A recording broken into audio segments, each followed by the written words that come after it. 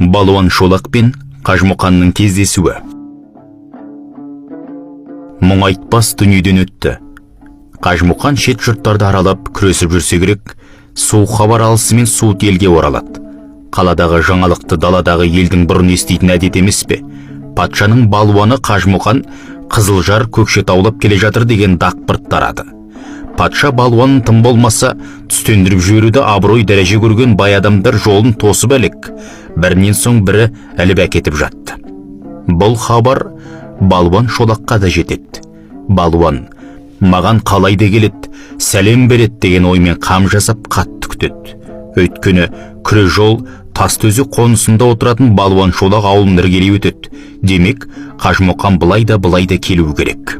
Бірақ Қажымұқанды Атығай байы Әлжан мен Керей болысы Сатыбай бұрып әкетеді. Бұл іс Балуан Шолақтың қытығына тиеді.